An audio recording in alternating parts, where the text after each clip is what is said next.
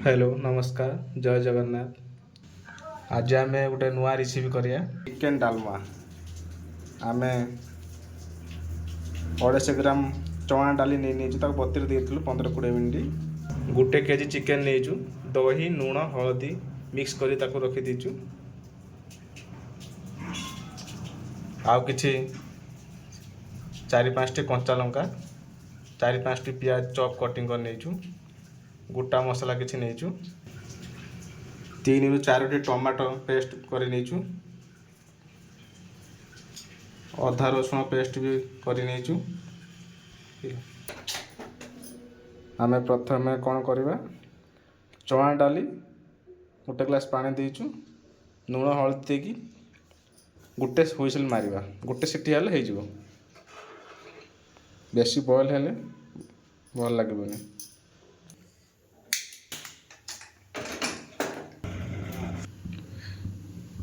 आमर डाली बसीगला गोटे हुइसिल पर्यंत आम अपेक्षा करवा।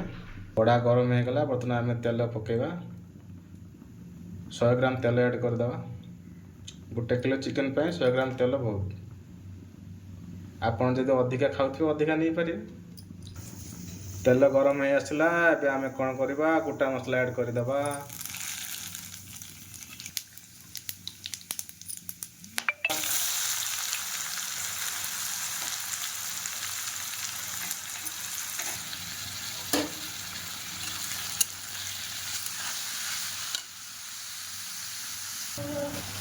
प्याज अधा मोड़ी आसला एबे आम कंचा लंका ऐड करदेबा।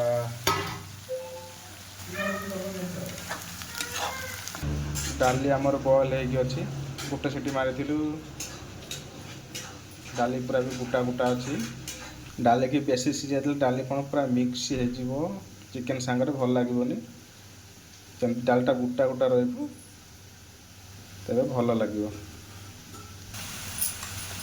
देखु पियाज रेडी हो गला। पियाज नाली कलर आसीगला। एबे आम अदा रसुण पेस्टा को ऐड करदे।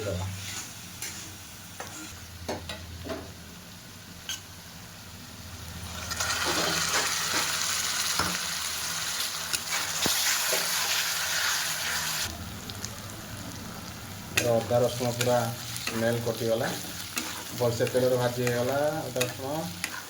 एबे आम कौन करवा टमाटो पेस्टा ऐड करदेबा। टमाटो पेस्ट ऐड करदेले टमाटो को भी आम कौन करवा भलसे तेल भाजी नवा। पानी पूरा फुटला पर्यटन आम भाजी नवा। तेल जमी छाड़ मसलार से पर्यंत आम 5-10 मिनिट भलसे भाजी नवा। देखु सांग मैंने टमाटो और अदा रसुण पेस्ट पूरा कषा हो गला भलसे। चलो एबे आम मसला गुड़ा ऐड करदेबा। मसलार आम नहींचु गोटे टेबुल स्पून लंका गुंड, गोटे टेबुल स्पून धनिया गुंड, गोटे टेबुल स्पून जीरा पाउडर आ गोटे टेबुल स्पून गरम मसाला, हलदी नहीं माप अनुसार। लुण आम देते चिकेन जो मैरिनेट करते से आम अल्प लुण नहीं।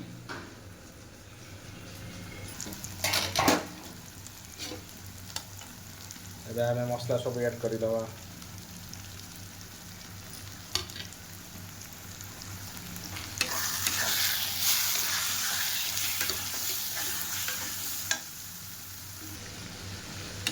मसला आमर भलसे कषा हो गला।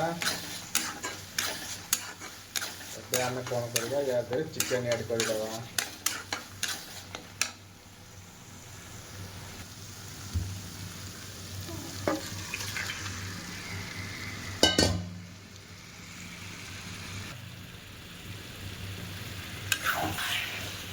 भलसे मिक्स करदबा चिकेन टाको मसला सांगे। कम से कम 15-20 मिनट मसला सांगे चिकेन टा कषि नवा।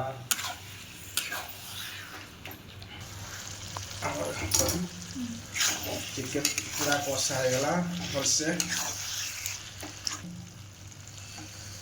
डाली बॉयल कर रखी थे तो आम ऐड करदेबा। भलसे मिसई दबा चिकेन आउ डाली टाको।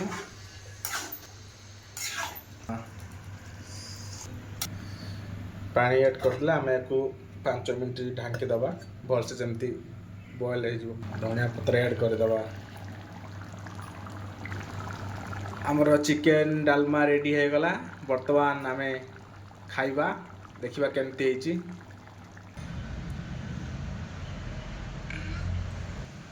କଷ୍ଟ କଲା ଏବେ ଆମେ ଖାଇକି ଦେଖିବା।